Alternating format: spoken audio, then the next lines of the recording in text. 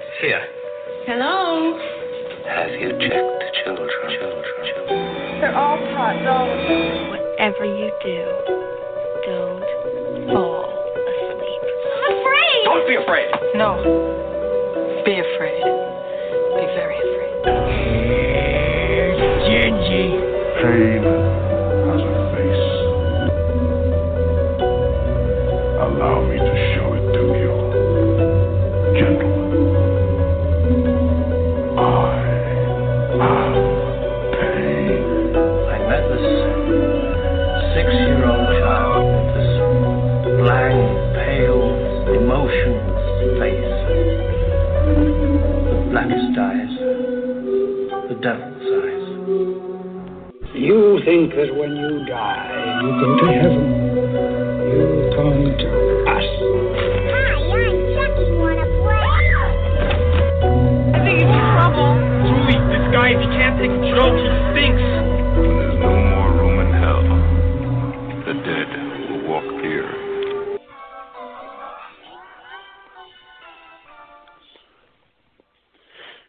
Gore reading Flesh Wound Radio freaks, and welcome to a brand new episode of Flesh Wound Radio. I am Dan, your horror man, joined as always by the black-gloved killer himself, Todd Loya. Todd, how goes the day? All goes well. Black gloves are cleaned and set up, so I'm good. There you go. I suspect you actually own some black Jello gloves, Todd. I am annoyed. My pair, I don't know what happened to them. They were falling apart because they doubled as my smoking gloves. And yeah, I don't know where they went. I'm upset. I need some new ones. Gloves. Yeah, so my hands didn't smell like cigarettes. Oh, but your body would still smell like cigarettes. What's the point in covering your hands? I had a smoking hoodie too.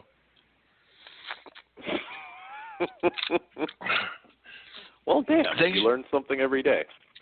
Things you do when you don't want your wife to smell you smell like smoke. There you go. Does it work, though? Because I've known some, like, hardcore smokers, and I just can't imagine you can do a whole lot to cover that smell.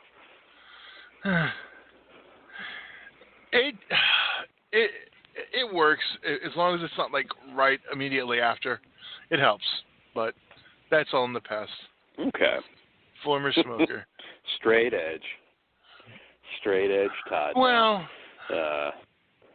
no smoking or drinking doesn't mean I don't indulge in the other legal recreations in California. Yeah, you can admit to that. That was actually the kind of a bit of a shock, going there. It's like, oh, nobody has to hide that. I keep forgetting it's legal now. Yeah, it was funny when we were looking at venues. They're like, all right, just everyone has to smoke over here so it doesn't bug the neighbors. I was like, all right, well, it's a lot easier now. No, yeah, God, I haven't even kept up. It's legal. I guess it's not everywhere, but Denver I know is legal. Yeah, that was the first. It gains more and more every day. Yeah. It's still criminally illegal, which is where it gets weird. Yeah, I know it's a bit of a clusterfuck. I know it is not in Georgia. So Dan does not indulge. If I don't know, never have. I'm boring that way. You're super boring. You just go out. I'm supposed to say no. You're fascinating, Dan. God damn. I was gonna go. Some friend you are. Let me finish. You only murder half the amount of prostitutes I do, so in my opinion, you're boring. That's all. God. Let me ask you a quick question, and obviously we don't want to go too deep into this. How often, if at all, do you manscape? Wow. Honest answer, I'm curious. Maybe once a month. I'm married, so. Okay. All right. Just curious. Well, now I want to know. Came up. Now I want to know your answer. I don't know. Do I keep track of it? A few weeks, I guess. Pretty much just when necessary. You know what I mean? Like if there's a... Yeah, I mean, I get then that. again, you never know. Something comes up and then you've got like fucking Squatch junk down there. I mean, that's not any good, but... Yeah, I honestly, I'm probably closer to once a month now, but I mean, yeah, I've been married how long now? The funny thing, speaking of, I don't know, this is not After Dark, so I don't know how we started on this already. So... The following program is intended for mature audiences. That just needs to be in the regular show opening at this point. Pretty much. I've noticed it's a trend now that baldies have been going away and hair is returning. Are you talking about women? Yes. Oh, okay. I was like, I've never literally like shaved it completely. That'd be kind of fucking weird. I think dudes you know what it feels like a toddler? A little bit of... Yeah, I was gonna say that's a little fucking weird. I mean, I'm talking about the women. They've. It seems like it's going retro. Have you noticed the same? Yeah, like bushes are coming back. You're married. How the fuck would you know? How else would I know? What would I watch? Yes. Well, porn dictates the society. If you think about it, when porn started going bald, so did everyone else, and again, women. So now that I've noticed it coming back, I mean, I have been out there personally checking situations, but I've noticed it quite a bit more in porn. But yeah. It's actually funny. The person I had that conversation with had said the same thing, and I'm like, really? Because I kind of feel like it's been not necessarily bare, but bare or trim. You know, landing strips. No, see, landing strips are been gone since the 90s. It's either like bald or... I have had hands-on experience. I've known a couple girls with the landing strip. Yeah, but that means that you're stuck in the past. I'm just saying. It's like the guy... Insulting my hookup side. It's like the guy holding on to, I guess, a mullet. I'm trying to go something 90s. That's never completely gone. I will, once in a while, I'll see a dude rocking the mullet. I will. I wouldn't say it's common. That's the same with the landing strip. It's rare now. And I am a fan of the landing strip. Is that it? Huh? I said, and I am a fan of the landing strip. Yeah, I've got no beef with the landing strip. I don't know though. That'd be kind of fucking weird now. I don't think I've never been with like the 70s Bush girl before. No. See, I didn't say that. Like that. I didn't say 70s Bush. I said I just mean like they're still keeping it clean. It's just more hair, like not necessarily the strip, but just above and cleaned up. Okay. All right. Go do some research, Dan. How do you research it? Like, all right, ladies, I need you all to show me your poontang. I mean, that's how do you research that? For Dan, you just go on Pornhub. It's for science. Yeah, Pornhub. I don't know if I've seen an increase of hairy bush though, but yeah. I guess Flesh Wound After Dark is at the beginning of the show this week, but I don't know. I know. You are the second person who said that to me today, though, so maybe there is something to it. Yeah. No. We just all want you to grow a giant bush. That's the whole goal. We all got together and discussed it, and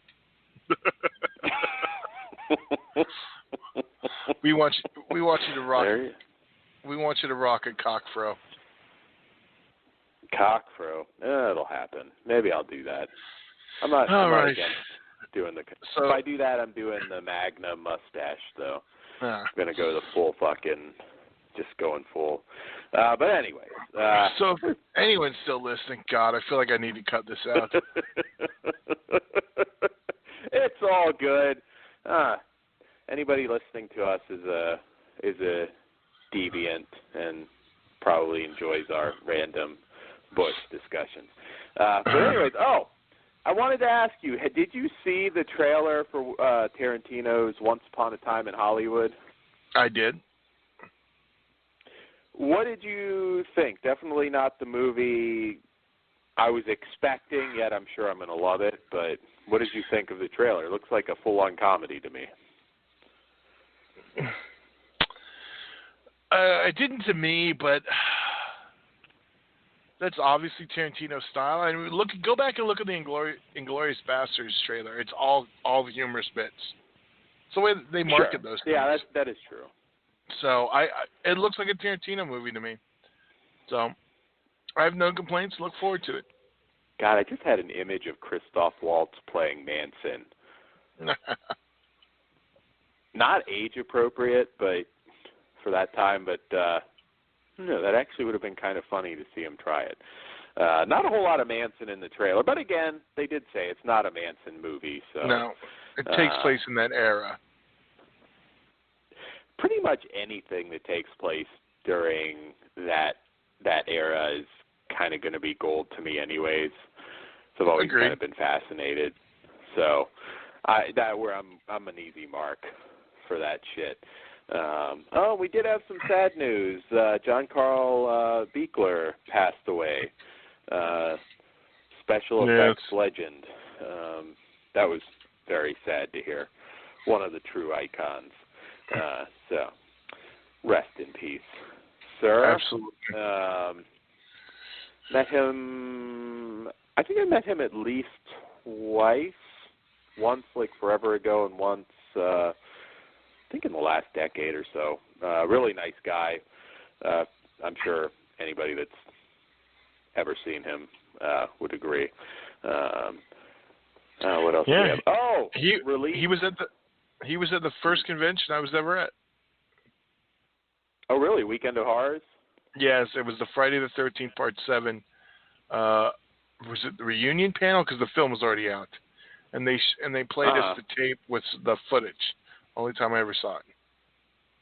With the uncut footage that we finally did see. That's some of those early Weekend of Horrors. Oh, man. I mean, I think my first one was like 95-ish, something like that.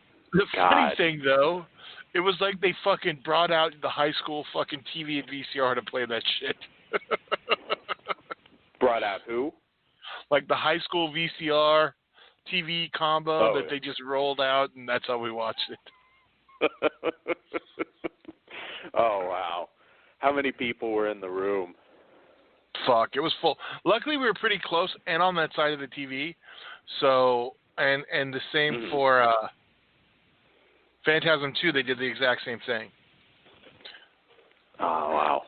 That's actually like, if it's on a lot of the releases, I don't know how many official ones, but on the Phantasm 2 one where he does the lines from Phantasm 1 and then Phantasm 2, where he just says all the lines, that's from the Weekend of Horrors, I would bet. Oh, man.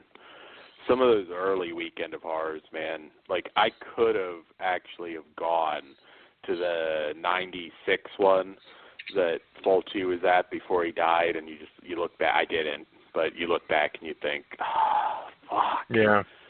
If only. God, some of those early ones were just so cool.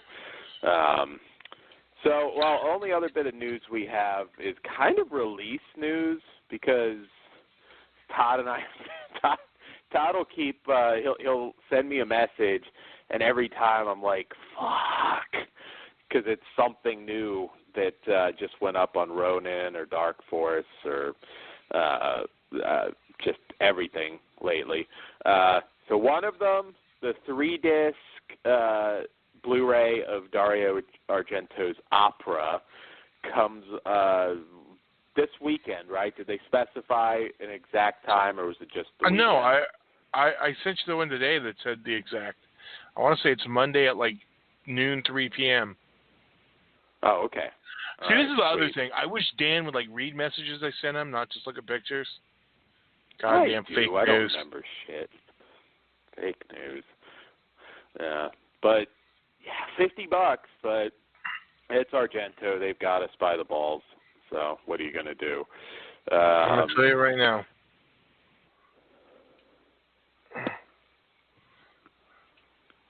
Yeah. I'm looking it up.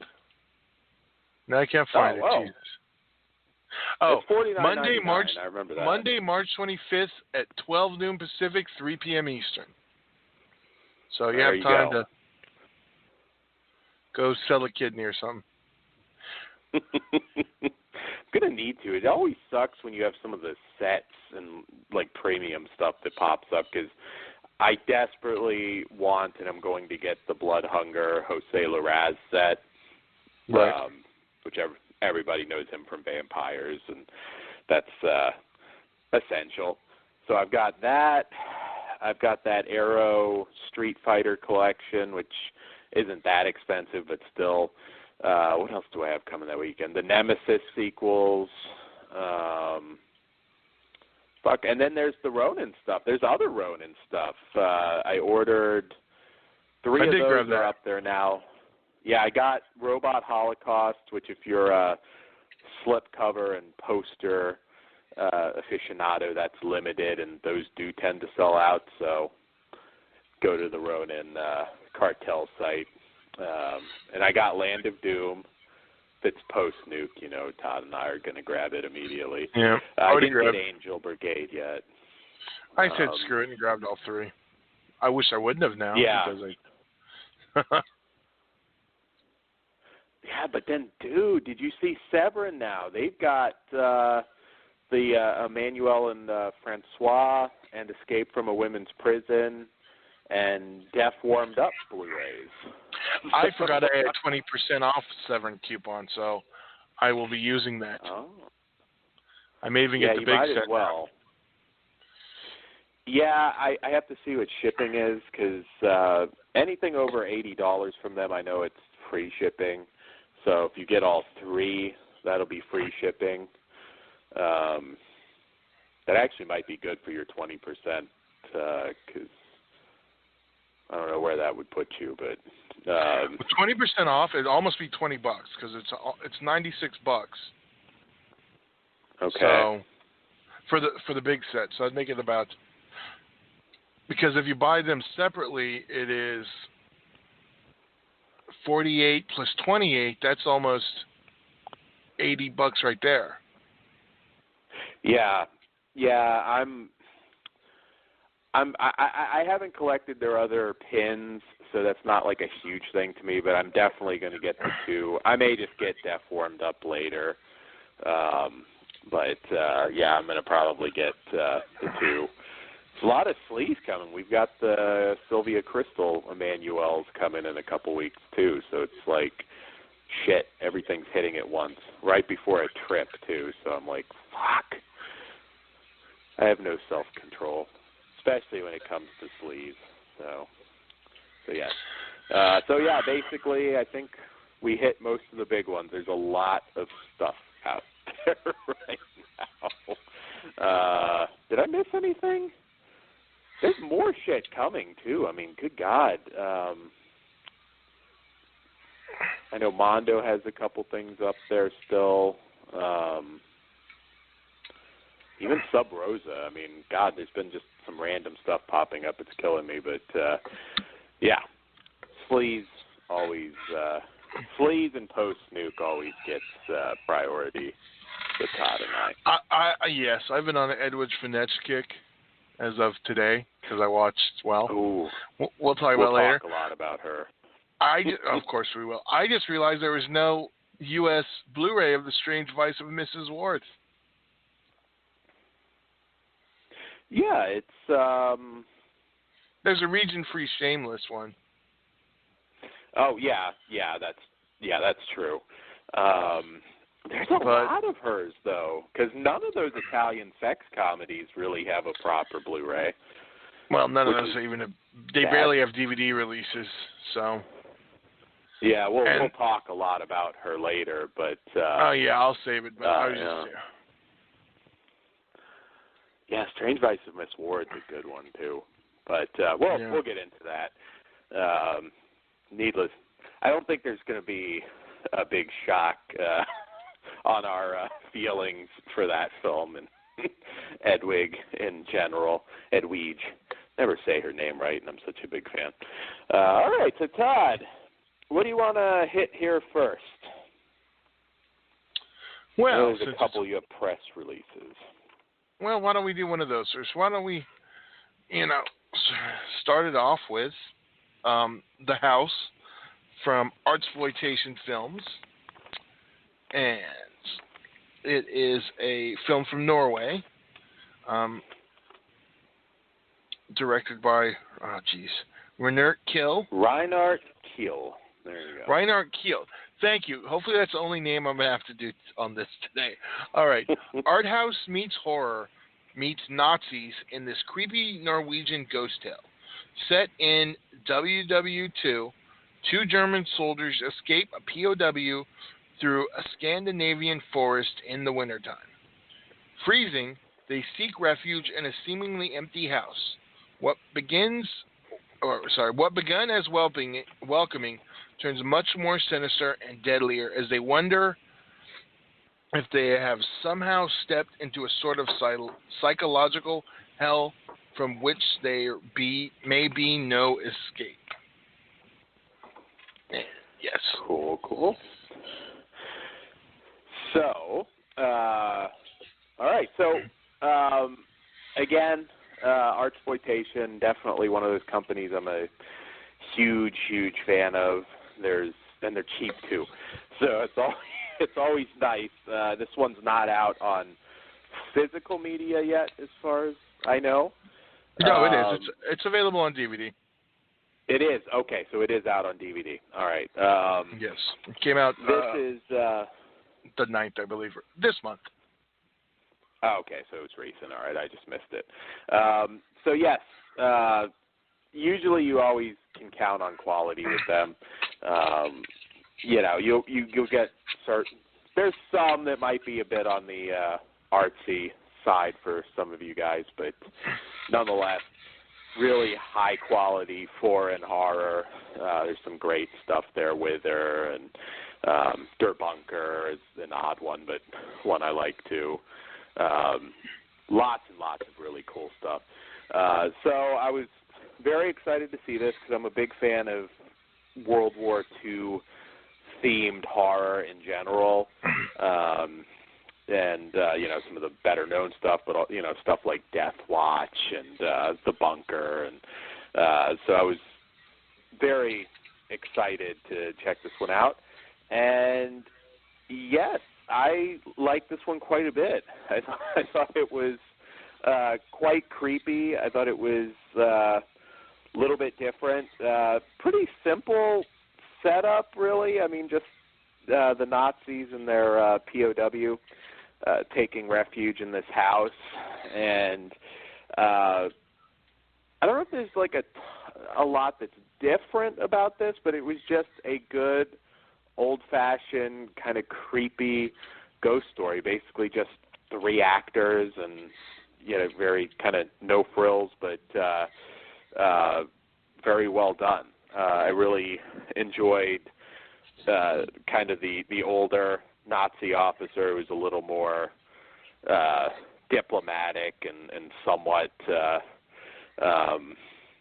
sensitive to the POW and just some of the stuff that they obviously did during the war. I dug this. What did you think, Todd?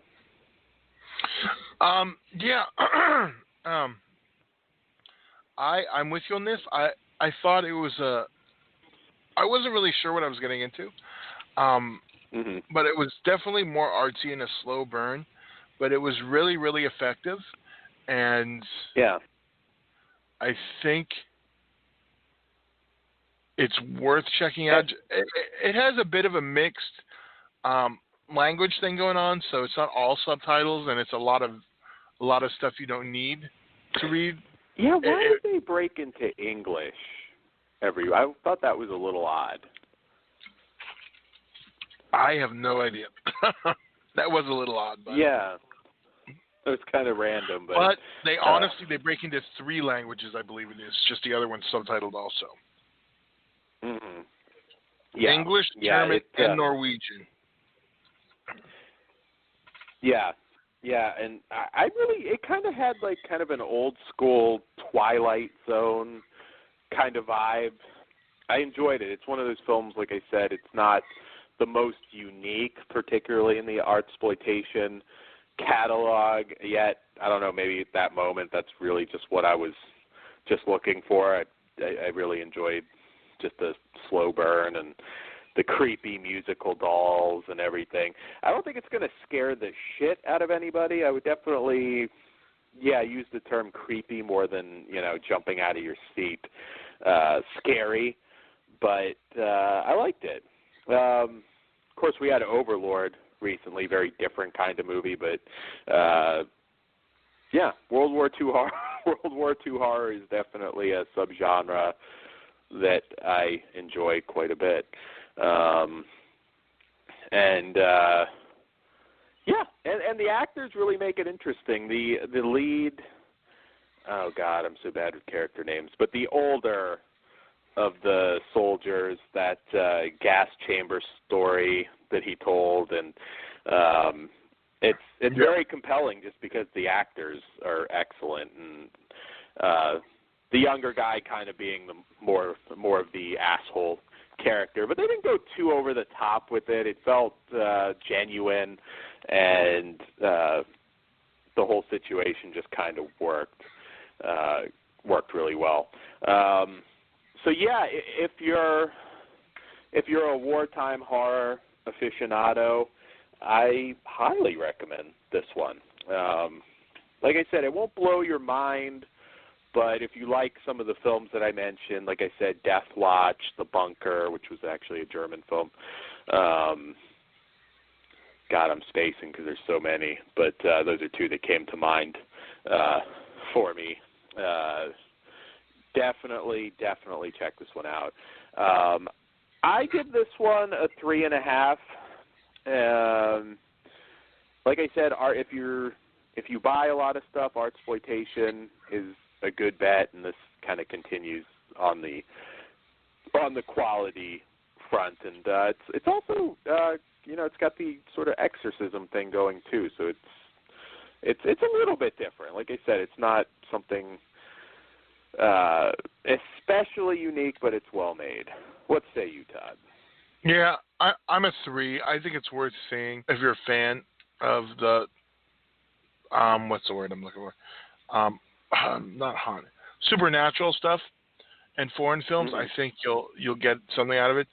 Average horror fan, I don't know. It's kind of up there, up in the air. Okay. Yeah. Like I'm not going enough. to say if you like.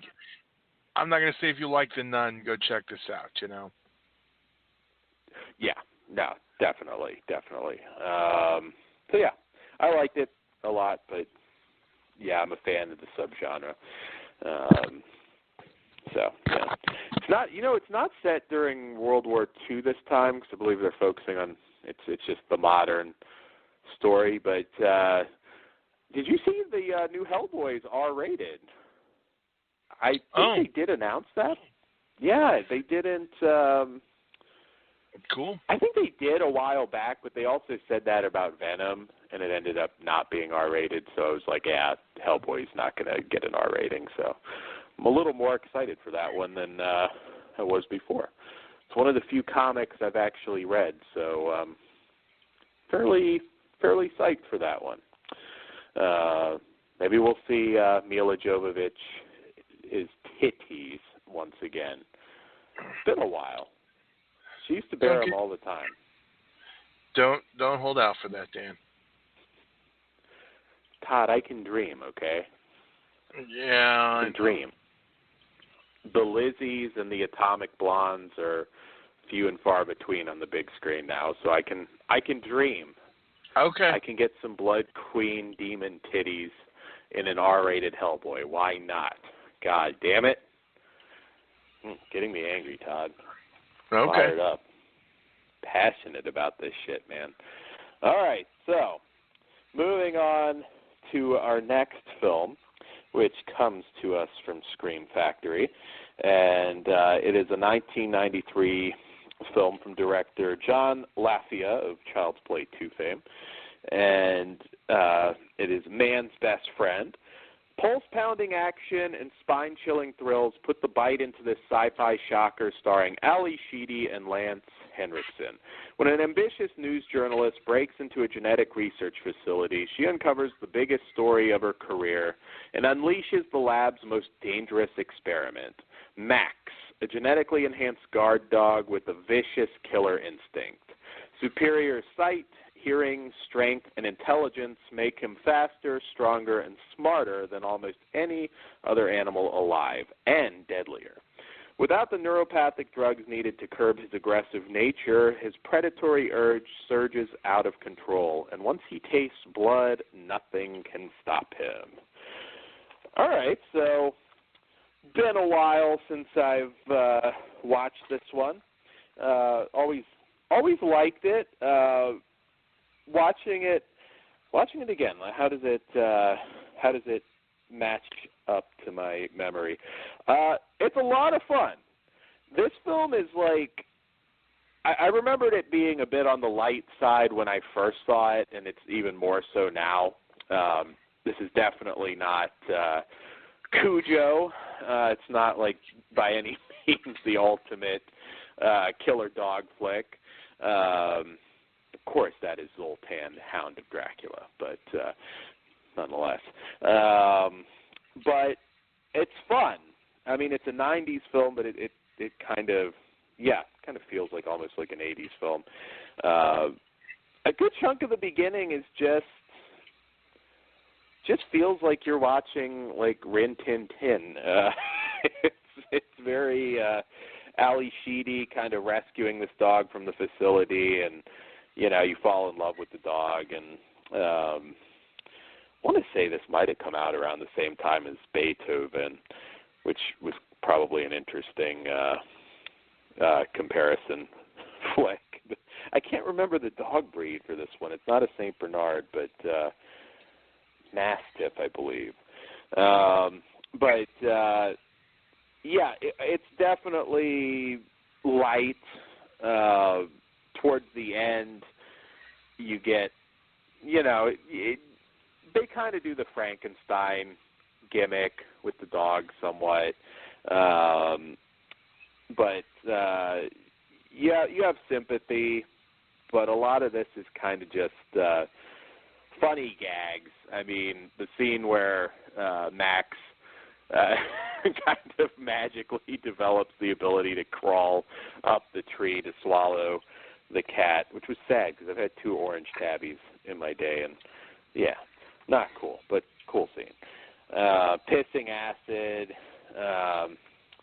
and that really odd scene where I think it was meant to be funny, but Max essentially molests that other dog to puppy love. It's not a scary flick. I'll put it that way. It's a dog rape. Get it right. It's a dog rape. It is. And there's very little in the way of gore. Like I said, this one's just, you don't expect Cujo. Not that film was, especially gory either. But, this one, there's not a lot of bite here. Yet I still had a lot of fun with it. What did you think of this one, Todd? Did you see it in theaters back in the day? I did not. I saw it on VHS. And to me, I disagree. It feels so 90s. Now, I'm going to say this right out of the bat. This is a bad movie. Early 90s, yeah. It is a bad movie. But I enjoy it. It's so far out there in believability. It plays better as a comedy. But that being said, I do enjoy it. And if you're in the mood for a cheesy B-90s film, I say you could do a lot worse. Yeah, definitely. This is not serious horror. There's actually a really good, I think it's called White God. If you want, it's a little hard to watch, but if you want a really good canine, I mean, there's a lot more going on with it, but really awesome film about animals and animal abuse, and Yeah. Rutger really Hauer, right? I'm sorry, what? Is that Rutger Hauer? No. In fact, let me look real quick and make sure if I'm going to recommend something, I want to make sure I've given the right name. Yes, White God. I don't believe Rutger Hauer was in it because I saw it and I don't remember Rutger Hauer in it. Is it Code Red put it out or someone else? No. No, you're thinking of an old action flick. No. Yeah, this is I believe a Hungarian film. But yeah, really, you have to be in the mood for it. It's kind of like basically Animals. It's an Animals Revolt flick, but it's a lot deeper than that. Really good recommendation. Man's Best Friend is just entertaining fluff. I'll be honest, watching it again, I liked it, I think, a lot more than even I remembered, because it's just, yeah. I mean, you could watch Man's Best Friend with your kids almost. Yeah, I know I don't have kids, so that's inappropriate probably, but I remember not really liking it when it first came out, but this time I had a blast with it. So yeah, like that's why. Yeah, that's why I had to start off with. It's not a good film, but it is entertaining. Anything that Lance Henriksen was in, maybe not after the 90s, although he can still elevate a shitty movie, but usually anything, from the start of his career through the 90s, it's like if he's in it, it's usually pretty solid, if not great. There was less of him in this one than I actually had remembered. But yeah, kind of some late post Brat Pack Ali Sheedy, and yeah, it's a good time. Oh God, that actor too that I think his name was Frederick Laney that played the boyfriend. God, has he appeared in a lot of stuff lately. Lost, Firefly. That guy pops up in like all sorts of TV stuff. It was weird seeing him young again. So yeah, this movie was a little bit ahead of its time. It's kind of like almost a Sci-Fi Channel movie without the horrible CG. A dog pisses acid. You know what I mean? Like I said, it's not Cujo, but yeah. When are we getting the Cujo remake? I'm amazed with this Stephen King rush that we haven't had that come out yet.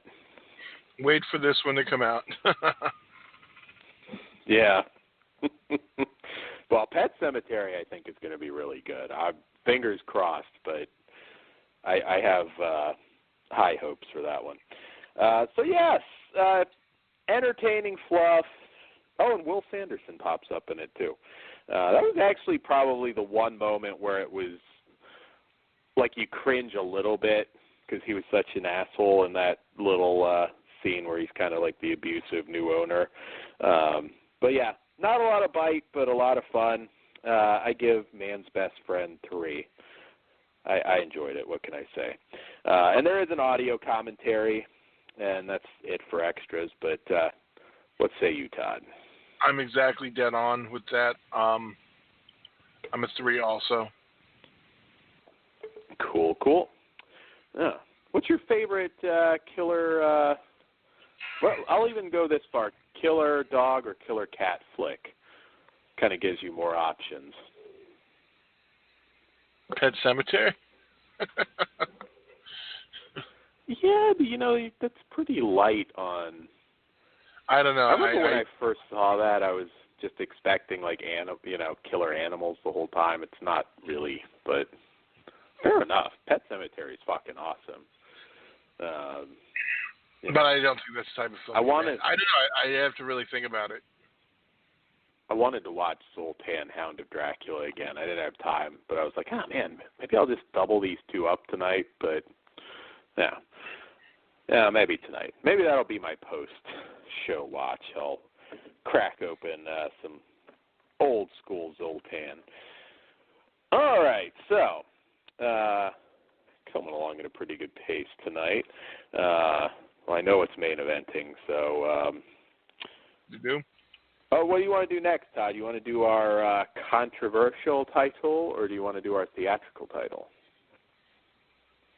I'm just trying to figure out what's going to main event.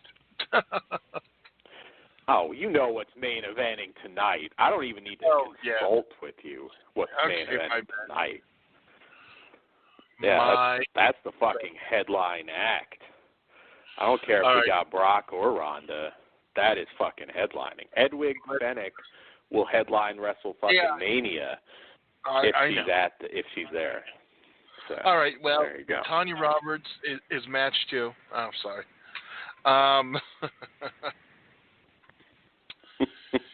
Okay, well, we'll just start off with the controversial release. Here's the thing. I don't know. Do we want to get into controversy? See, I don't really want to, but here's the thing. Everyone says this is a Code Red release on the Dark Force thing. Oh, we got to get more from Bill, blah, blah, blah, blah. And that's what Dark Force keeps saying, that it's Code Red. Nowhere on this disc does it say anything but Dark Force. So I don't know if they're putting it all off on Code Red. I know Bill had the title. It just doesn't have any Code Red branding on it. And it's a numbered Dark Force title. You know what I mean? I will say this, though. Read the description first for anybody that doesn't, and then we'll get into the controversy. Well, no, that's what I was going to do, because I didn't know whether to call this a Dark Force release or a Code Red release. That's why I brought that up to begin with. Because I mean, they call it a Code Red. A while back, though. Code Red announced this years ago, and they on Dark Force's Facebook, they say it's a Code Red release, but it's legitimately a numbered Dark Force release. So I'm just going to do this: the Dark Force / Code Red release of The Last Victim. There you go. The Last Victim is God, that's one of these long ones. The Last Victim is a 1975 exploitation movie that was actually a remake of a XXX hardcore film that came out a couple of years before. It was an attempt to cash in on the original's viciousness and the then current stream of Last House on the Left ripoffs. The story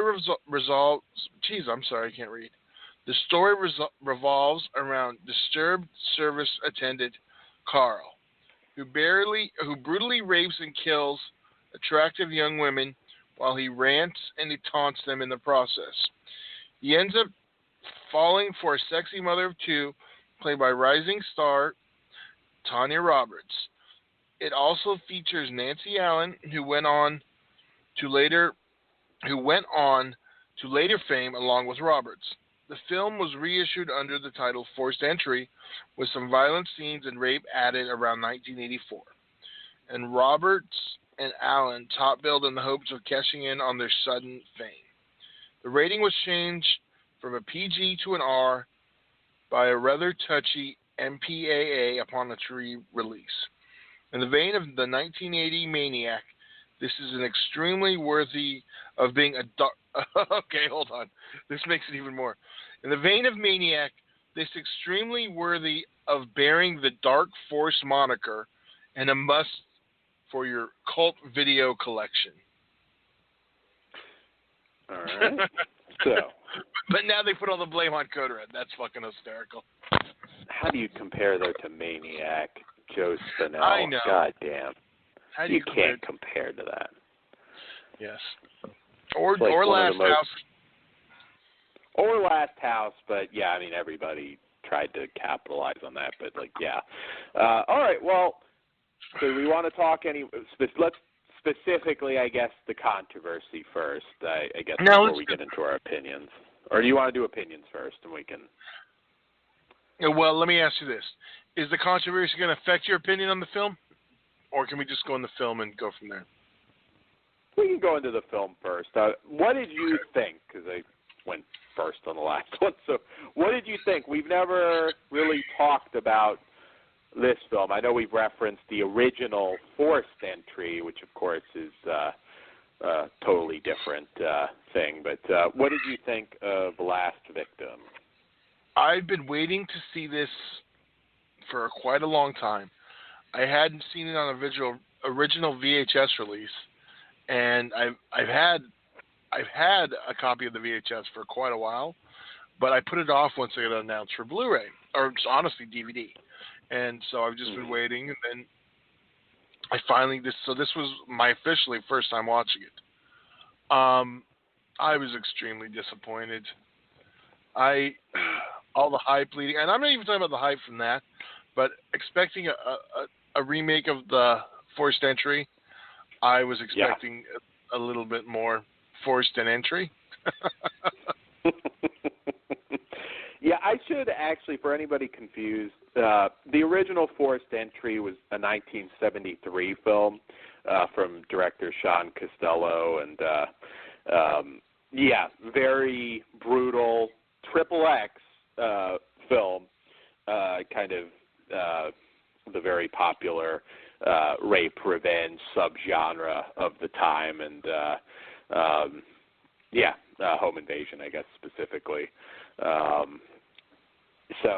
Two very, very different films. But you were saying, Todd? I was saying, I don't remember now. You threw me off. You said I don't you know were disappointed. I was, it wasn't the film I was expecting, or I thought it should have been. It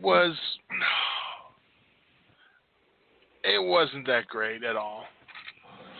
I expected a much nastier film, and in that regards, it didn't really.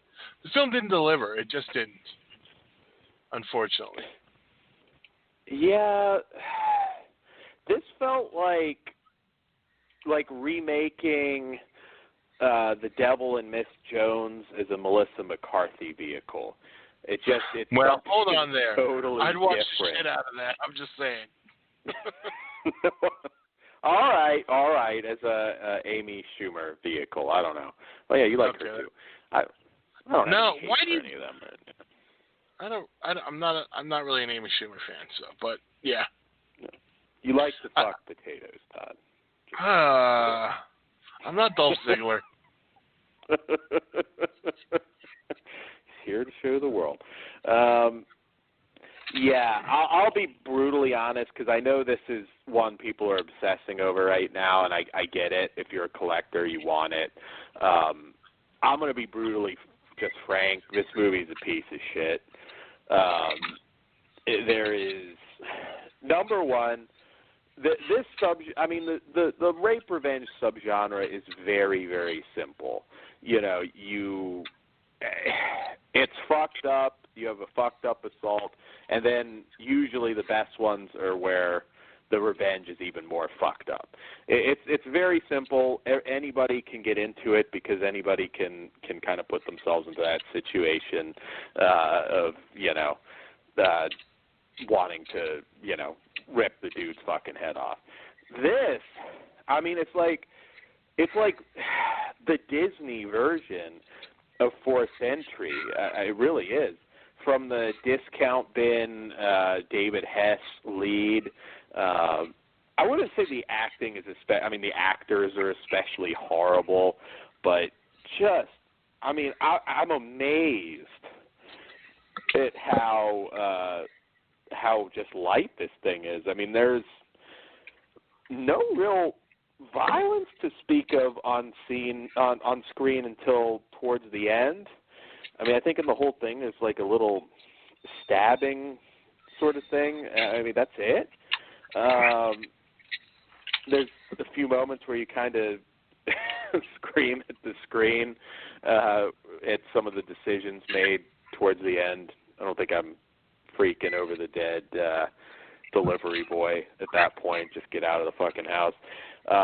The movie is like only 70-some minutes with credits, and it still feels padded. The whole movie just feels like they padded it out just to get something made. And, at no point is there any suspense at all. And this is not the padded out version that everyone's crying we didn't get, the 85-minute cut. Yeah. So you're missing like 10 minutes or 10 more minutes of padding. Yeah. Okay. So. And it's just padding, right? I can't remember the breakdown of. Yeah. Yeah. It's more padding. I mean, the whole thing is it's just pointless. I cannot see anybody truly liking this film.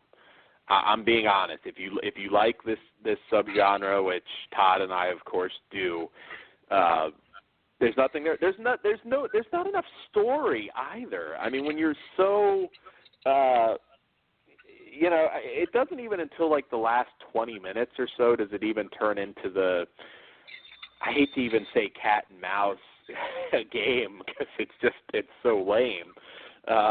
It's just, oh, okay, it's over now.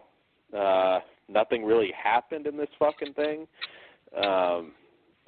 Just Pussy Krug cries a lot and kind of, I don't know, breaks into the girl's house and yells at her a little bit, and yeah, just this movie's fucking terrible.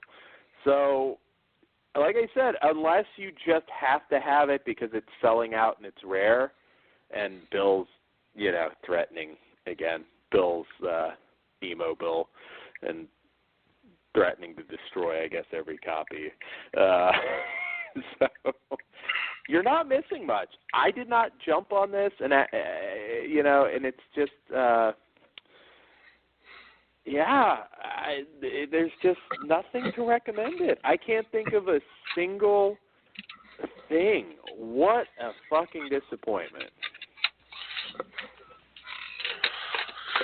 I'm not arguing with Dan in the slightest.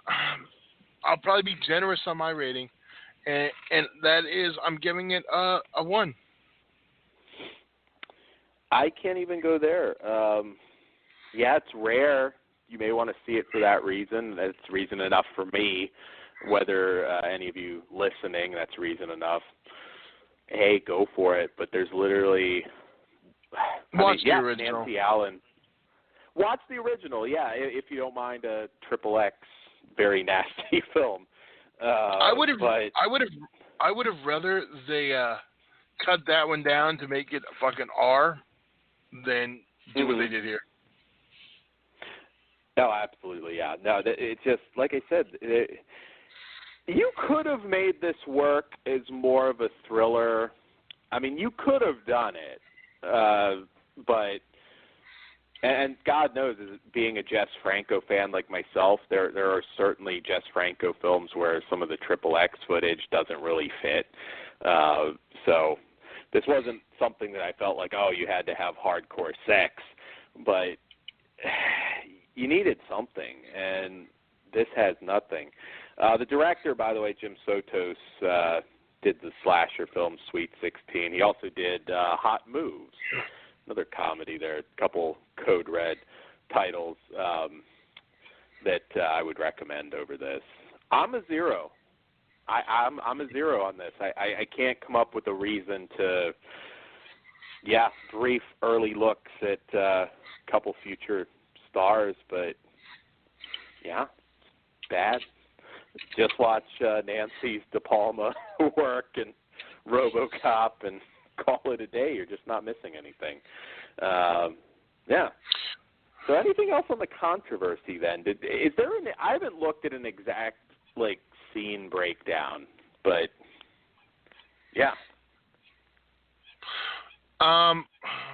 well, you kind of know the controversy is just that it's not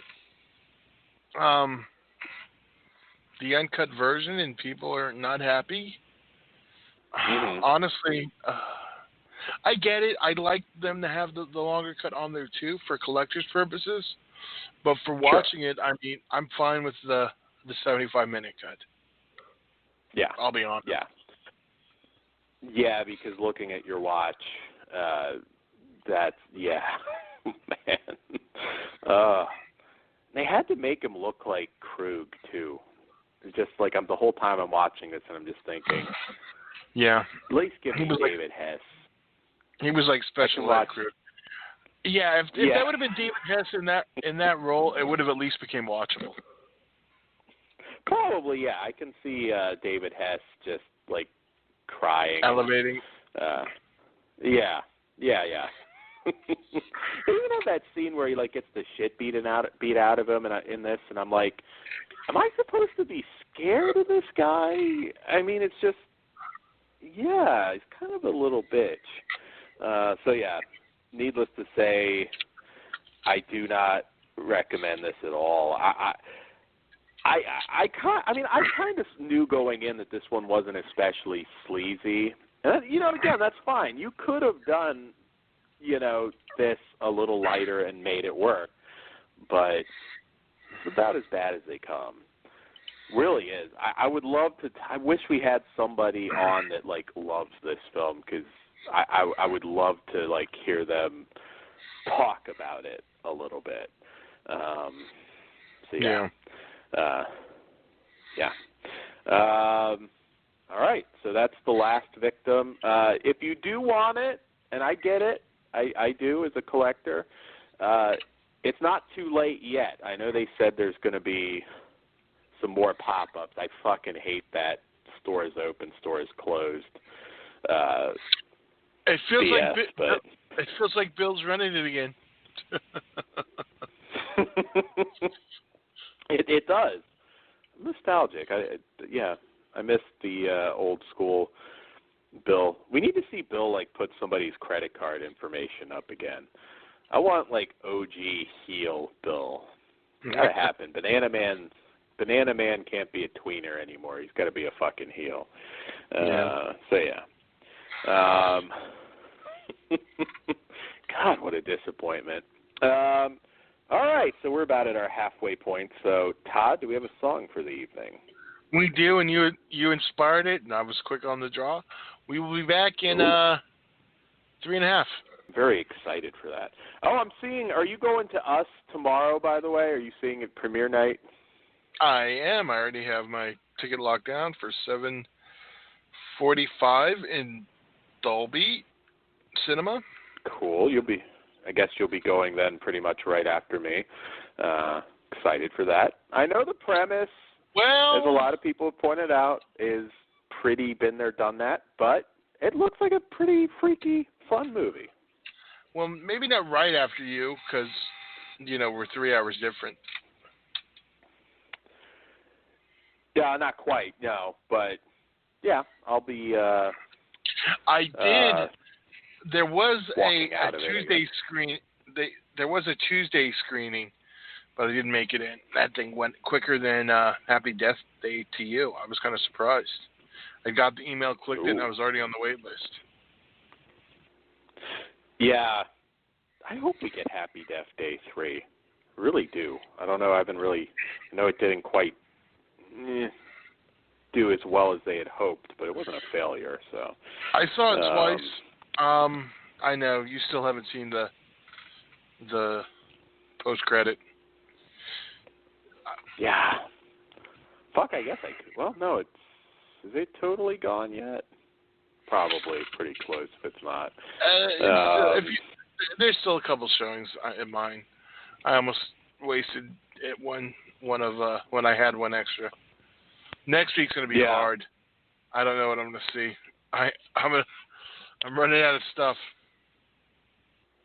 It does get hard at a certain point. Yeah, I was gonna say. I mean, I can travel to different theaters to see some random stuff, but I mean, I'll travel for genre for sure. But yeah, no. But we do have a block of horror. We've got Curse of La Llorona. We've got Us, Pet Sematary coming along next month.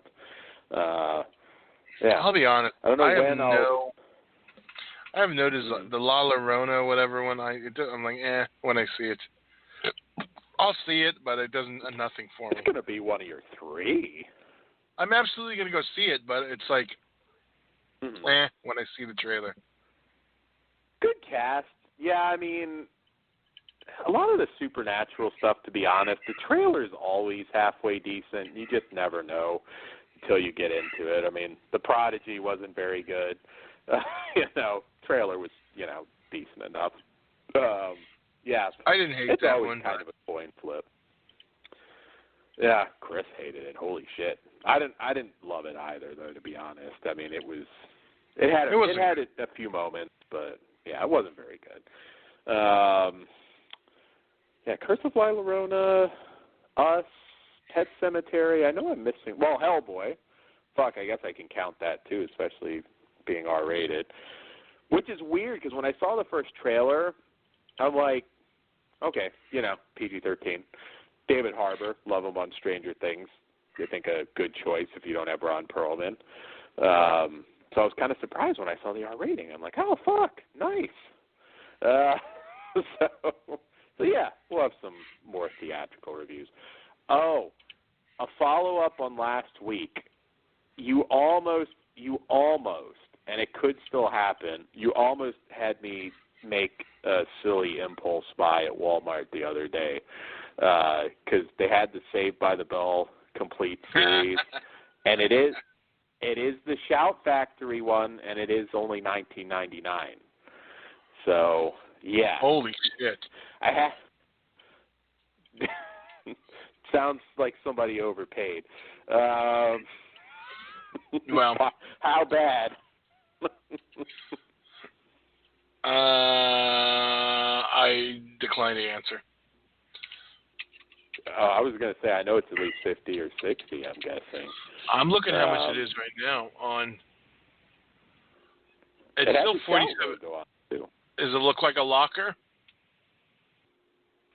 I don't remember, but it had the Shout Factory. It's the Shout Factory one. Yeah, you can't even get it. Did it look like a... I'm looking at it now. You now. have to check at Walmart. I mean, well, usually it's at every Walmart. Yeah, I was just like, this is stupid. But I might have done it anyways if it weren't. There were just a few other things that kind of looked interesting. One called Russian Bride with Corbin Burnson that's apparently more interesting than the general storyline would indicate. It's actually one we'll have to talk about doing at some point. Yes, that got fun. I will tell you. But you almost inspired it. I will tell you, it's $50 on Amazon. It's interesting. I sent you a picture. Did Shout put out 2 versions? I'm trying to remember now. Fuck. That looks... Maybe you have a different version, but it's the complete 80. I doubt there's any difference. It's not the Lionsgate one, though, right? It had the Shout logo on it. I saw that. Next time, I should have taken a picture. Yeah, that's what I was going to say. Yeah, so there's pictures. I'm curious. Because it could be either complete and leave out Miss Bliss and the movies also, and the bonus disc. It could just be like the actual 4 seasons. Oh, and you know what? I think that's what it is, because I don't think I saw the movie listed. I think it was like 86 episodes, and yeah, not the movies. So maybe you didn't get fucked too hard. On 80s, overpaying. I don't know, 86. Well, either way. That's what's in my head. I thought it said 86 episodes. So I guess that makes sense. Was that 4 seasons or 5? You really want me to get into this? It is. 4 seasons. Sorry. It goes like this. There's 1 season of Good Morning Miss Bliss, followed by 4 seasons of Saved by the Bell, and then 2 movies. Okay. Did they do the Vegas wedding gimmick? Yes. Okay, that's been a while. All right. That was like mid-90s, something like that. Yeah, it was. The wedding was after. Oh shit! And I left it out. And then there's also the college year. So it depends how you want to count the seasons, because there's. Well, that's a Miss separate Bliss, show. But it's still part of. Yeah. But then how do you include the movies if you leave out? It's literally called Saved by the Bell: The College Years. And Good Morning Miss Bliss is a different title too.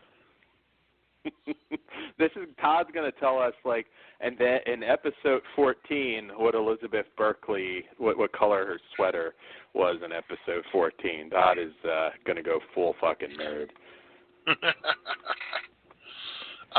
You think with all of these, bringing back old shows, there's any hope? I mean, what kind of gimmick could you do, though, to bring back Saved by the Bell? I mean, they just bring it back but they bring back it as a children's show.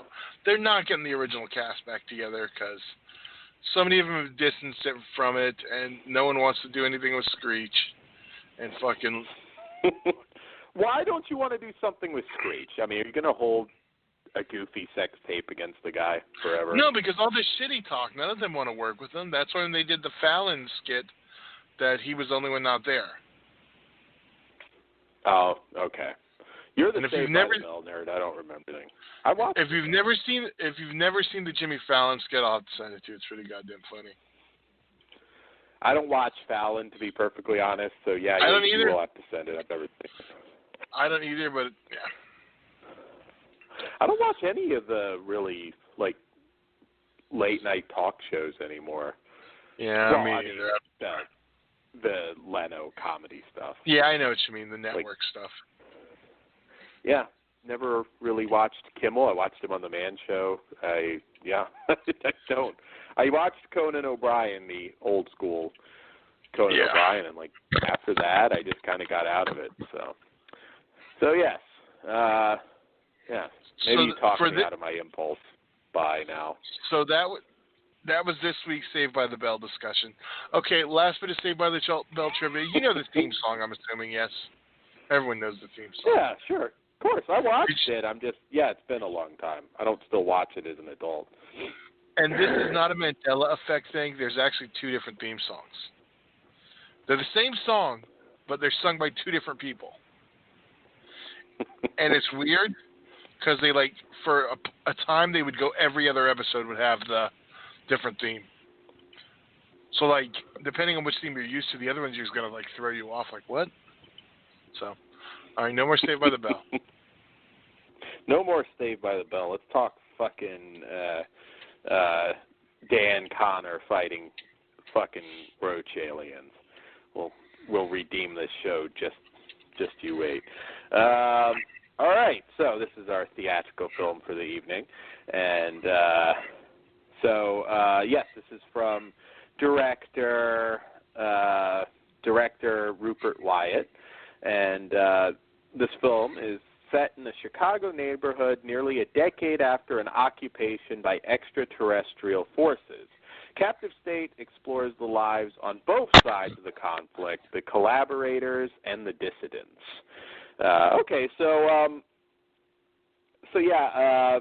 was pretty psyched for this one. It kind of John Goodman's a fantastic actor.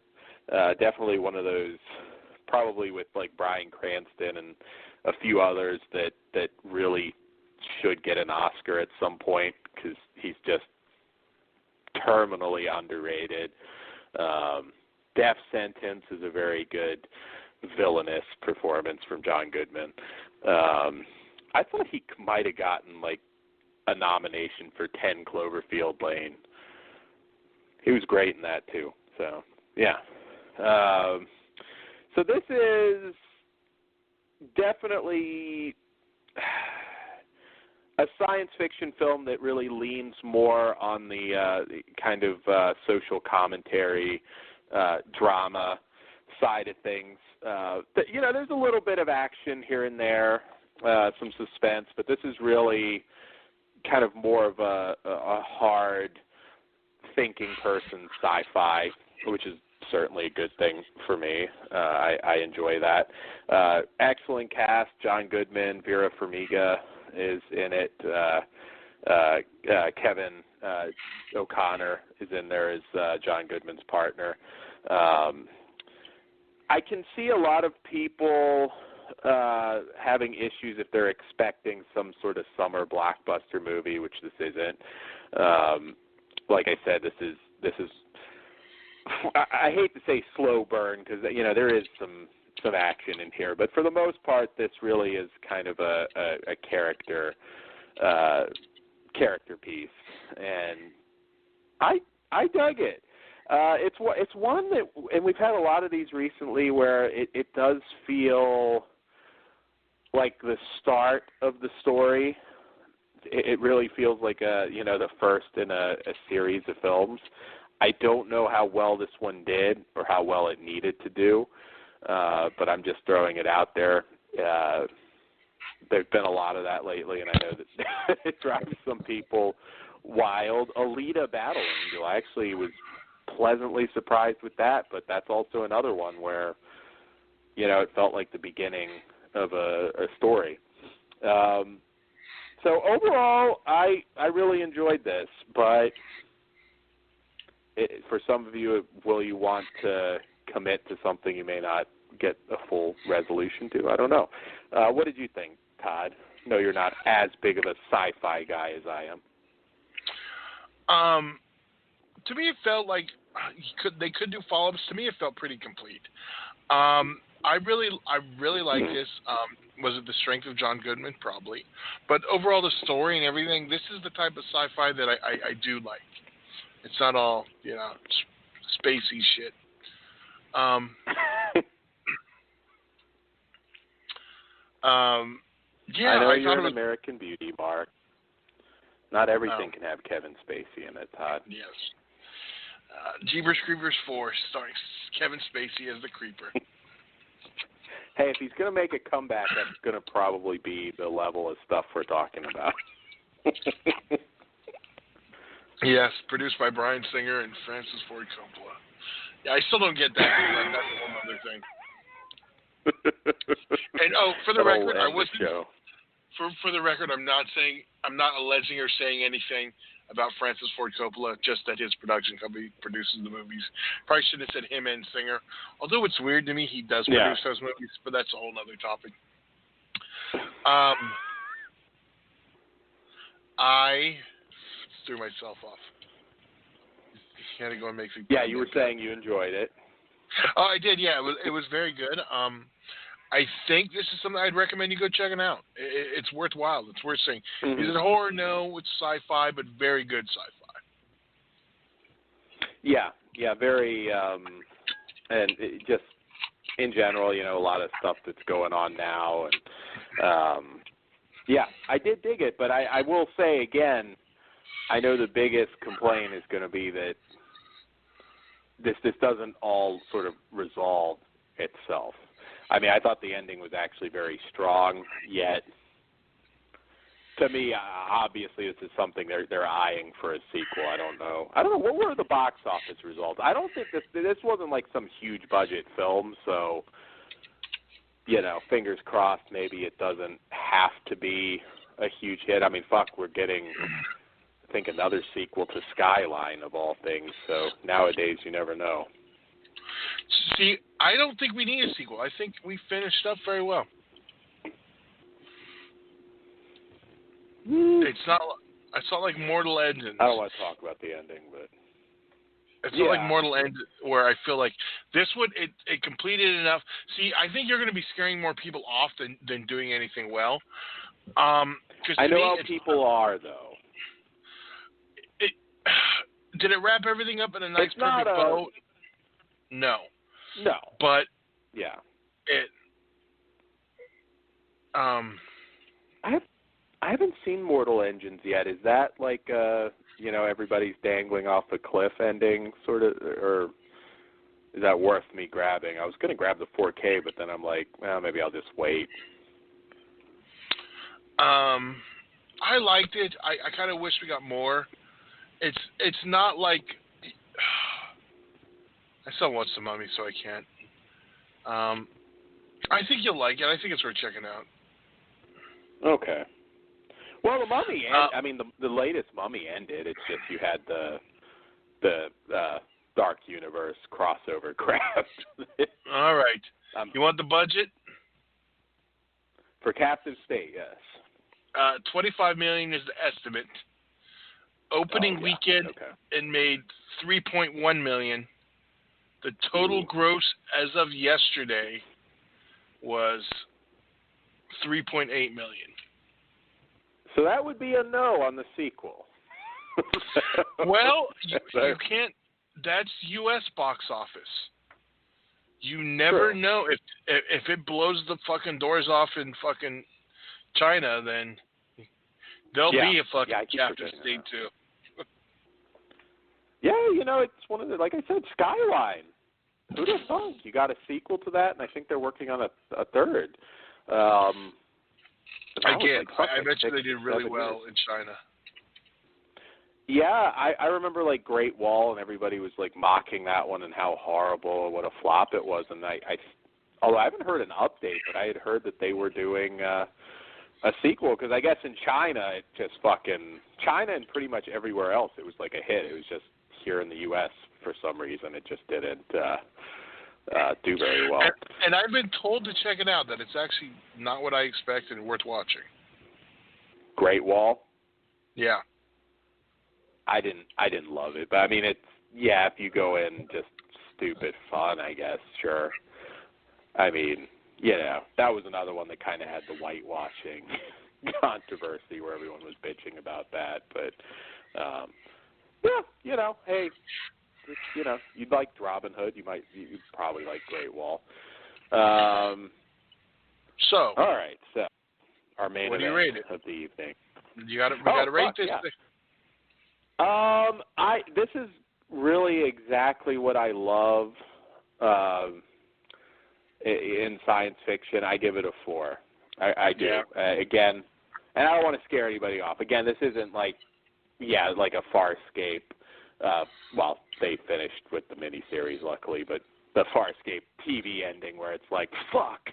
It's like everybody. And for everyone else, this isn't nerdy Farscape shit. I think you'll enjoy it. Dan, Which is on Amazon. Farscape you'll like. You're That's just not trying to Star make, Trek. Yeah, I don't know. I think Dan's doing more damage than good for this movie. It's gonna start losing money after Dan's review. I just gave it 4 stars. Go see it. Support but you like something Doctor Who. Yeah, but that's a totally separate thing. You like Quantum Leap, motherfucker. God damn it, that ain't Captive State. Yeah, I know. Hard sci-fi. Exactly. God damn it. Alan Sliders might come back too. Again, not hard sci-fi. Well, you can like different things. I like a lot of different things. So, what do you rate it? I give it a 4 also. It's well worth checking out. Absolutely, yes. I know. Dan gave it 4 just for Machine Gun Kelly being in it. I actually didn't I guess I maybe just looking at IMDb later. I didn't notice him when I saw the movie. I wasn't thinking of him. So yeah. All right. So moving on to our main event of the evening, Strip Nude for Your Killer, which is, I should say, the new Arrow Blu-ray that we're going to be covering tonight. 1975 film from director Andrea Bianchi.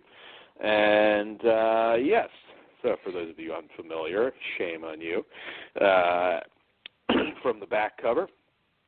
As the 70s wore on and audiences began to tire of the tried and tested giallo formula popularized by the thrillers of Argento, Fulci, and their contemporaries, filmmakers sought to reinvigorate the ailing movement by injecting elements from other genres. Some took inspiration from the then burgeoning crime thriller movement with tales of organized crime and corrupt police officials, while others decided to sex things up by crossing serial killer thrills with salacious softcore antics. A spate of highly sexualized murders is rocking a prestigious Milanese fashion house.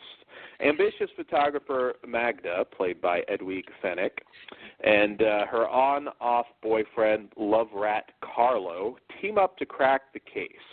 But with the motorcycle helmet-wearing killer bearing a grudge against the agency's employees, it's surely only a matter of time before they, too, end up feeling the force of his wrath.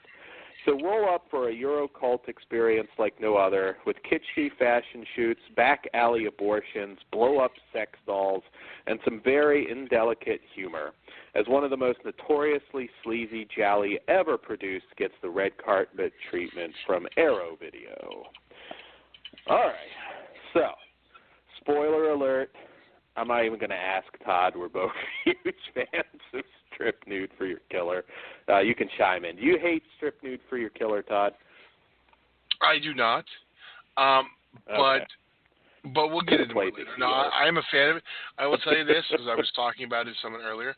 This is my first time actually watching it sober. I normally have a few adult beverages while enjoying this film.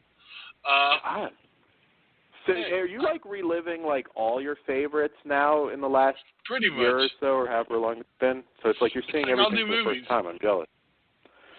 There you go. Well, sometimes it's a good thing, sometimes it's a bad thing that I watch it sober. Like everything. First time I fucked sober. It's different. It's like in Half Baked, where it's the guy who does everything on weed. So, yeah, the Jon Stewart segment. That's me now, but with sober. Everything's gray kind of now. lame. It's like a gray tint. It's like Todd's, it's like a really depressing art house film. No, I kid. Stay off the sauce, Todd. So, all right. So, I will let you do the honors first. Where does this rank? We're both Giallo fans, and certainly that's where it gets the a little most classy. That's where it gets a little dicey. While I love this, and I love everything Edward Finch is in, I think this is more of a deep cut. I don't think it's a good first-timer one. I know someone who saw it recently and was not a fan of it. What do you mean? Who's that someone? Someone we both know, or? Michael Kruger. That's who I think is. Oh, okay. All right, yeah. No, I guess huge horror fan. Yeah. So, but yeah, he wasn't a fan of it at all. Mm-hmm. So, is he a Giallo guy, though? He likes Giallos. I don't really. It's just this one didn't do it for him. So, like I said, for some younger one, this is why I feel like this one is more of a deep cut. It's not a traditional Giallo. It delivers with the nudity. My one complaint is I hate Edwidge's hair in this. I do. I don't mind when she is a pixie. I don't mind I just don't like the short hair. Sorry. The bob, I guess you call it. No, the bob, that's the pixie.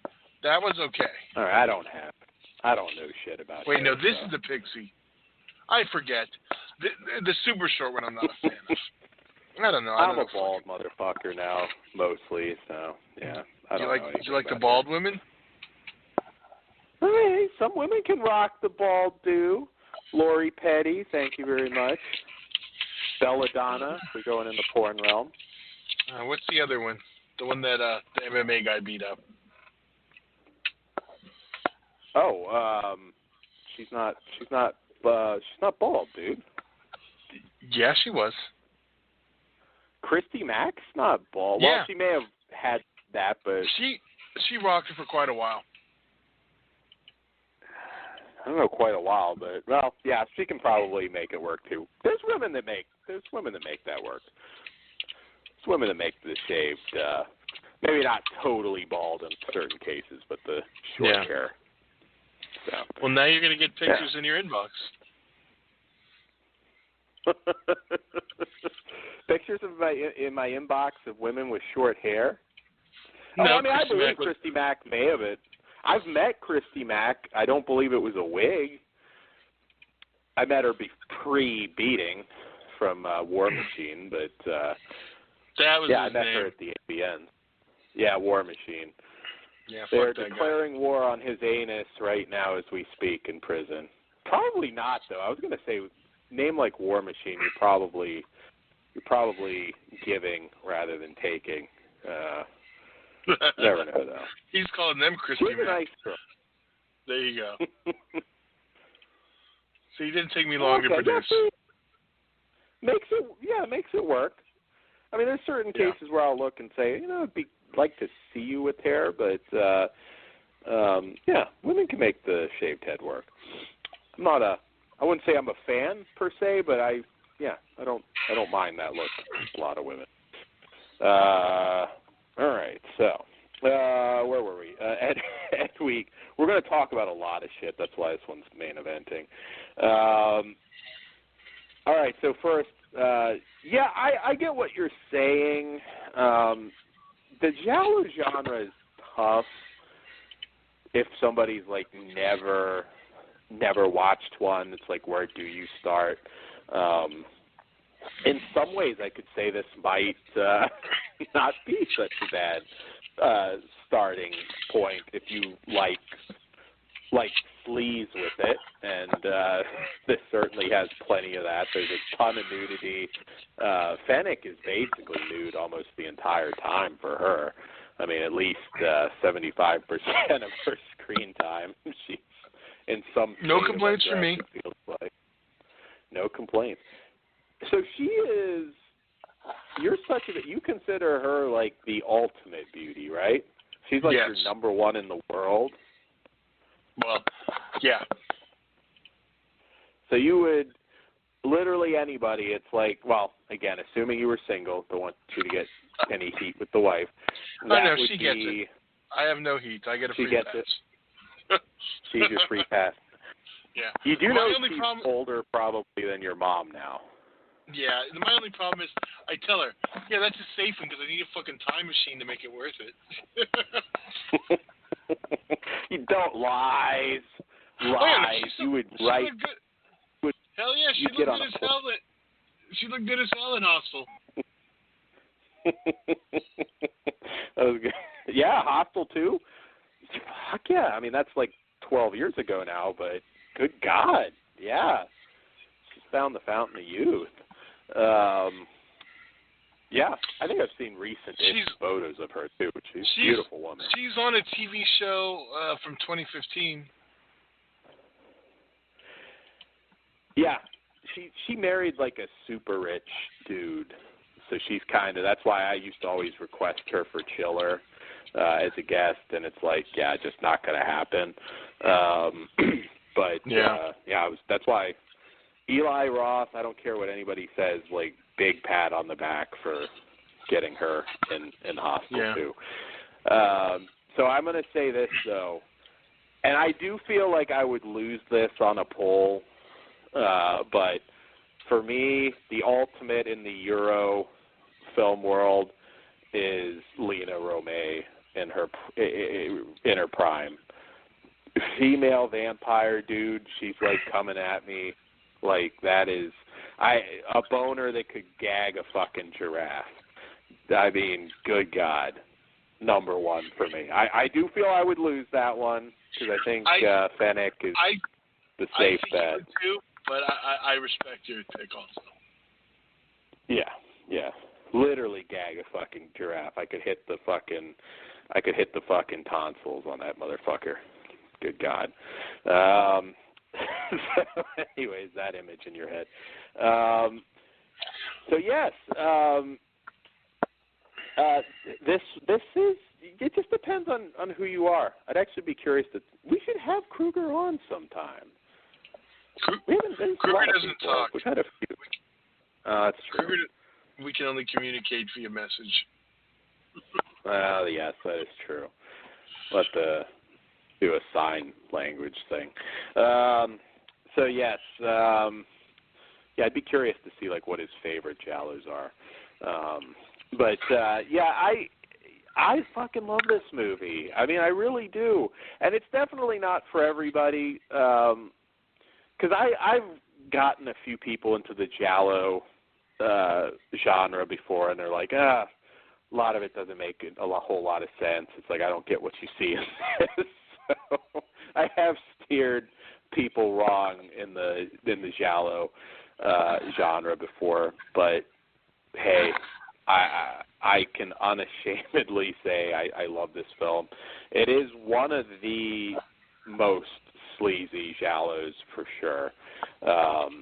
It's a lot lot of un-PC goings on. It opens with the botched abortion. It's definitely not. And oh my God, I fucking love Guido Weinstein. Holy shit! Yeah. I wanted to see him headline. It was, that sex scene too, and the actress actually kind of complained about him in the special feed. Erna Schurer did complain complaints about him smelling like garlic apparently.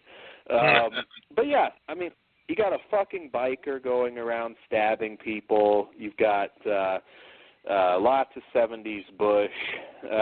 You've got very welcomed lesbian scene. Andrea was a very sleazy director. I mean, even like Burial Ground, which I will be seeing a 35mm print next month at the drive-in thing I'm going to. Even that, like, he really got a lot of sleaze into his stuff, and of course he later did some XXX stuff as well. But this thing is so entertaining. I mean, God, like I said, very un-PC. You get the gay character who, of course, got stabbed in the ass off screen, but yeah, there's like some bloody ass stuff.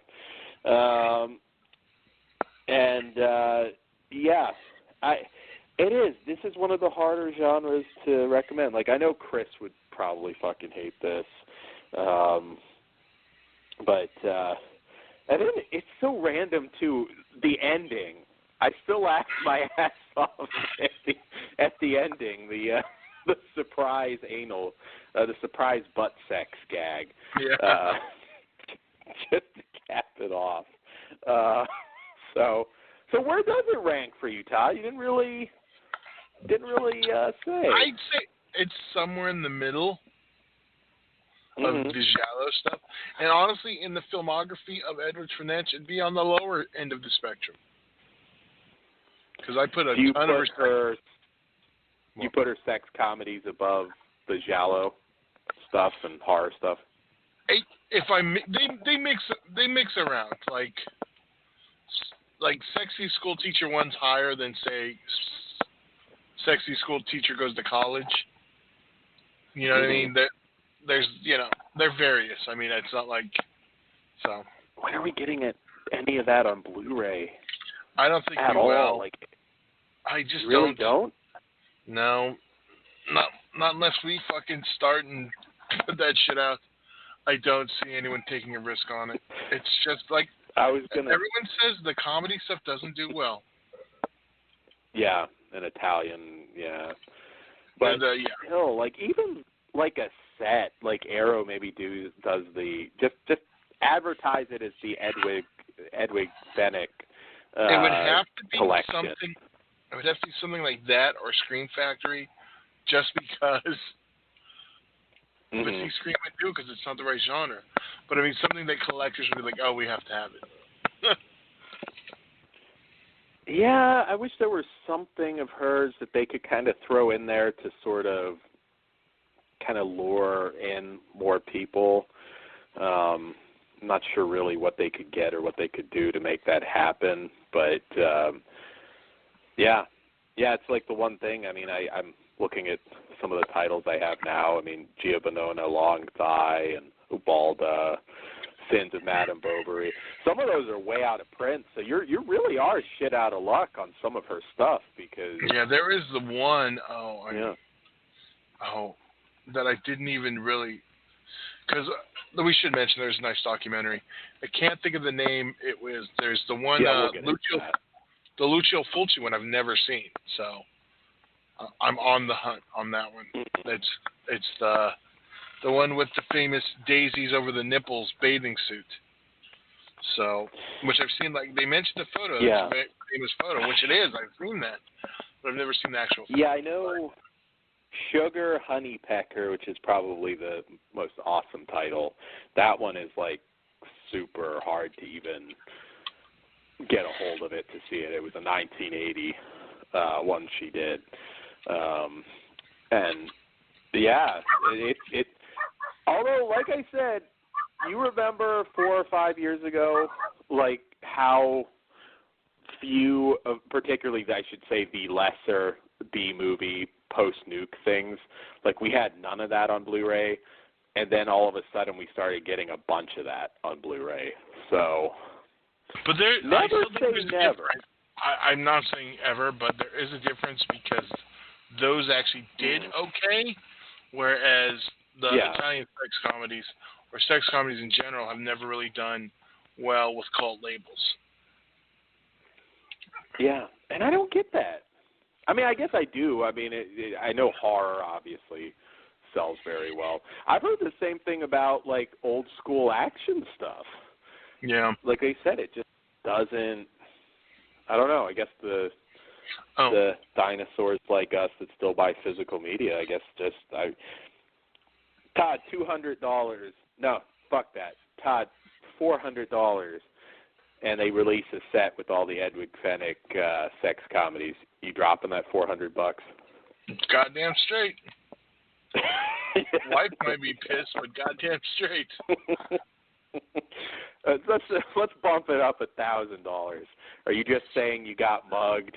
They took your card, sort of. Yeah. I don't know how to pull that off. I'm just thinking Todd's like punching himself in the face, or maybe have Kruger do it. It's like, Kruger, I just need you to hit me with a few haymakers before I go home.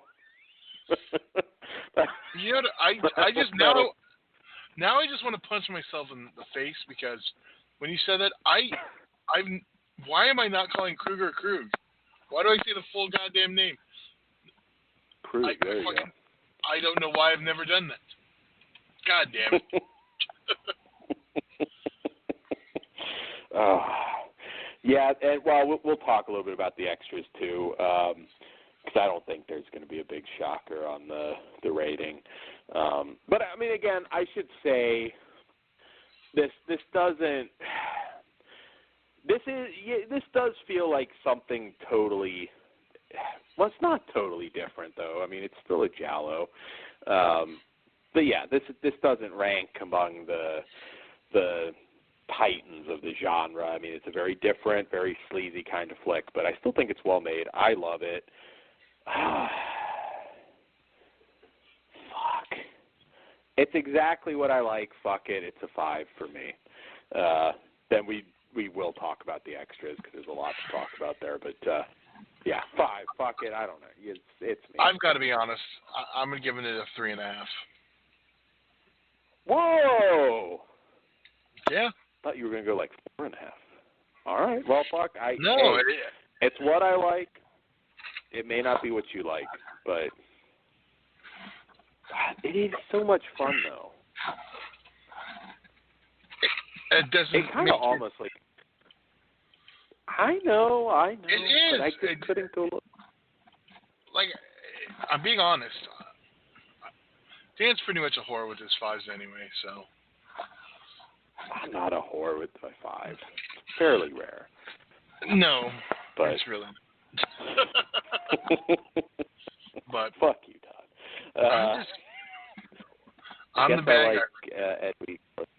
What Ed Week titles would you give 5s to? Fuck, a lot of them. Maybe, you know what? I feel like for our 200th episode, depending what kind of falls on that week, maybe we'll do like a mishmash of just different shit that we like, and it'll just be a different kind of episode. Maybe we'll review a couple Fenwick sex comedies because I don't know that that's going to happen on Blu-ray. I'm not giving up hope, but yeah, it may not. So I don't know. Maybe we'll throw a couple in there. All right. So, yeah. Well, sorry. Go ahead. I have to look. I'm missing a couple of those too, which sucks. But I'll have to see what I can still get. But I have most. Do you have poker in bed? All right. that one I think might be one of the ones I'm missing. I have Giovanona Long Thighs, which is one of the harder ones. I have Sexy School Teacher Collection. That's still easy to get, and for some random reason I don't have it because I had like a different version of that a while back. But yeah, that I can still get. There is Lady Medic I have. Poker in Bed's finally out of stock. Because that's one of the Televista ones. Jeff Films, whatever you want to call it. What? Yeah, the shit label. Yeah, but they took them from the foreign transfer, so it's fine. That's how their Sexy School Teacher was. Okay, cool. Yeah, we'll talk about that. Yeah. So yeah. All right. Talk a little bit about the extras because this another stellar release from Arrow. This is certainly one of those ones that maybe they could have just looked at as a lesser release and not gone balls out, but they did anyways. We get Sex and Death with a Smile, a Kat Ellinger video essay on Edwige. Very extensive as always. They talk a little bit about La Dolce Vita's influence on the Italian film world early on. That's not a giallo, but definitely a film you should see if you're a film fan. It kind of talks about the changing in Italian cinema in general. They talk about Edwige meeting the Martino brothers, which of course becoming the go-to girl for their film company. Her dating Luciano, and they kind of do a really good overview of her career. Ironically, the German comedies, Sweet Pussycats and Sexy Susan Rides Again, which kind of paved the way for her Italian sex comedies later, which was very important too. Remember, these some of these Italian sex comedies, I mean, they predated kind of like the dawn of the American sex comedy. Absolutely. So I mean, they're important films. We should see some of these on Blu-ray. Or, like you said, there's some you can't even get on DVD. And then they go into the giallo work. As you said, Strange Advice of Miss Ward, which is definitely a favorite. Talk a little bit about a romantic relationship with Luciano. And All the Colors of the Dark, of course, which you just had that set come out for that. And really go over everything. I mean, she's had an amazing career. Talks about Sergio feeling that Edwige did her best work in her comedies, which a lot of other people sort of felt the same, felt that was really what she was born to do. And, yeah, great extra feature. And what else do we have on tap here? That's a good reference, Todd. I'll just say it. Yeah, I'll just say it from the get. That was my favorite of the features. Shocker. Yeah. Even though there's probably nothing that you didn't already know. Yeah. Yeah, I guess, is Sugar Honey Pecker, like, even possible to see? I mean, is there, like, even in the bootleg market? Well, I have the import. The only problem with that one is there's I haven't found subtitles. It's in Italian. I gotta look again. Sometimes they end up on their subtitle sites that people put them up. Like that's how I finally got the English subs for the Ill. There was one recently I got, but now that I'm on a Edward Finetch kick, I will be putting stuff in order and seeing what I have, what I'm missing, what has subs, what needs subs. There's some stuff like Cream Puffs where I have the Italian DVD with no subtitles, but I have the English dubbed track that I need to put together. So when I get some free time, I think I'll make some dubbed versions from the good masters. We should do the Flesh Wound Radio dubs of different films. I don't know who could. It's a bit of a sausage fest. So I don't know. I don't know. Maybe we'll get go back and see if Melissa wants to dub Edwige. That's all I can think of. So yes. Oh, and we also get the blonde salamander, an interview with Erna Schurer. Really cool interview. She talks about her model work with Harper's Bazaar, and she also talks about being super uncomfortable with Guido Weinstein, which was funny. Poor guy. And had some funny stories. Talks about getting her nose broken on a Western. Tells a funny story about that. And quitting acting, what she's doing now. That was a good piece. We also get A Good Man for the Murders, which is an archival but newly edited interview with Nino Castelnuovo, who plays Carlo. Talks a little bit about his friendship with Thomas Milian, of course, the very famous Italian actor. Lots of great Westerns. Talks about the BJ scene with Edwige, and talks a lot about, actually, Fernando De Leo and Lucio Fulci. Another good interview. The Art of Helping, a new interview with assistant director Danielle Senggiorgi. He kind of goes over his stuff, and I thought it was really particularly funny. The porn that was in the background on his shelf that I think they kind of tried to blur a little bit. And he kind of goes over his career. We also get Jack of all trades, an interview with the actor / production manager Tino Polinghi. And there's actually some funny little stories that he told. Talked a little bit about Gestapo's last orgy. Talk about seedy film. Overall, I mean, this, and there's also the audio commentary. This is a 5 all the way. I mean, they treated Absolutely. this was fucking like Zombie or Suspiria. I mean, they really went balls out on this, as they do with all their Giallo releases. So, yeah, 5 all the way. Great package. I mean, even if you don't like the movie as much, you probably won't be upset about owning it. So there we go. I stand by my rating, goddammit. I love Strip Nude for Your Killer. But, yeah, it's not for everyone. All right. So, that's it for our reviews for the evening. I should say next week we have got a stacked show. We've got all of the new Vinegar Syndrome titles, The Suckling. Don't have them in front of me right now, but Dominique. Got all of those, all the new Blu-rays from, Flesh Pot on 42nd Street. How do I forget that?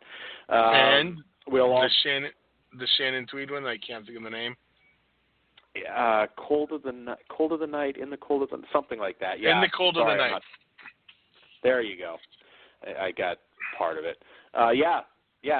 Shannon Tweed and Tippi Hedren. Yeah. What a pair.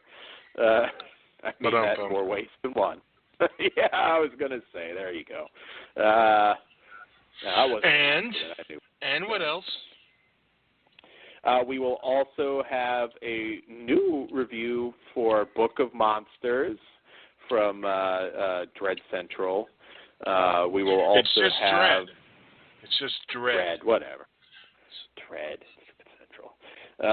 So we'll have a review for that. We will also have a review for Us, the Jordan Peele film. Hopefully we get... I don't know if Pugs is coming on for that, but I really want him, if nothing else, just for Us. We'll have to pay the Brock fee and get Pugs to come in. Although, I don't know. He's got that hate on for Jordan Peele. Maybe he's not going to see Us. I'm sure he will. You need to drag him to it, Todd. Just make it an evening. So yeah, we will have a stacked show next week. We'll also have Squared Circle Society next week as well. We'll talk about the 10-hour WrestleMania and plenty of other stuff. And yeah, check out FleshWoundFeatures.com. The Flesh Wound Dan eBay is on there. I've added some new stuff, got some more stuff, got some rare books that are going up, and some are already up. Some new movies, of course, as always. Got creepy clowns coming up too. So check that out. I got a few different things. It's not just horror. Yeah. Todd, any plugs aside from your butt plugs? No, none. When you talk about Ed Week. All right. So, yeah, that's all we got. I feel like I'm missing something, but whatever. We'll be back. Yeah. Looking forward to coming back to L.A., Todd. I don't know if it's going to be October or earlier now, but been getting the L.A. itch. So we're down there. We'll have to come up with some interesting stuff. Oh, and stay tuned to the Flesh Wound Radio Facebook pages, I should say. Hopefully you're on all of them, the Flesh Wound Features page as well. And particularly Flesh Wound Radio, we'll do something special for 200. We're still talking about it, but yeah, and that should be a special we are show. Since Dan didn't say it, this week is 197. I think we'll probably have an episode in between before we actually hit our 200. We may do a different episode one week. I'm thinking maybe we'll do we number commentaries. We number commentaries. We don't number. After Darks have a separate numbering system, and so does of course. Yeah, so we may do an After Dark, I think, before we hit 200. We haven't done one in a while. I think that's only fitting. God, I forgot. We have an After Dark title, too, don't we? We have Friday the 13th next week, too, don't we? No, that's like 8 titles. We pulled that. We're doing the separate. So that's separate. Remember, we discussed doing a separate After Dark show with. Yeah. So I'm thinking we might do that one. Extra. Yeah. All right. So stay tuned. We might have a completely separate After Dark show. And it'll be odd because it'll be our first Vinegar Syndrome one. Yeah, it just depends. Sometimes with Vinegar Syndrome in the past, you get those where it's like, oh fuck, it's basically a full After Dark. There was a couple times we even were able to split it, but yeah. All right, so that's all we got. We will see you here next week. 2 shows. Oh, I got it. I got our 200th episode. We're going to get everyone on the whole Flesh Food family. We're doing a group commentary for corporate assets. There you go. Honestly, we should really. Ozzy? We should. Yeah, absolutely. We should really save that for when you're down and literally just get in all the same room to do it. Yeah, I was going to say. I mean, I know we have time, particularly if it is October. Well, no. If it's not October, we'll have time to do a lot more. Because October, there's so much going on. It's harder. Yeah. I think if it's not... Although October, there's only one show I got to prep for. So, this year... A little less. I came down when you had 2 shows back to back. Yeah. So, yeah, honestly, that could work too. So. All right. Okay. So, we'll do more. We'll record more videos because I know a lot of people wanted more videos. So we'll try and do that for you. Maybe that's when we'll do, because we've got a lot of commentaries. Pretty Woman, American Beauty. I was telling somebody actually your Pretty Woman story just earlier today, where you went on that epic rant before I knew you quite as well. Yes. I went on an Aussie level rant. You did, with an ex-hooker on the show. Was that on Creep Show Radio? If so, I got to go find that episode. Chris was on. We did a thing that sadly we didn't continue with, but we were having a guest fan/listener on as a guest host, which I wouldn't be opposed to bringing that back at some point. Just kind of depends. Yeah, and then it's the theme was like movies that are a bad influence, basically, that are not horror. I think it stemmed from me ranting on reality shows or something like that. And makes sense. Yeah, Todd didn't know, and Todd's like, I'll tell you what. I'm gonna find that audio so we can play that again. But we only have a minute left. I'd like to kind of actually get us out of here before we do go into overtime. So, all right, guys, we will see you next week. Just for you, Dan.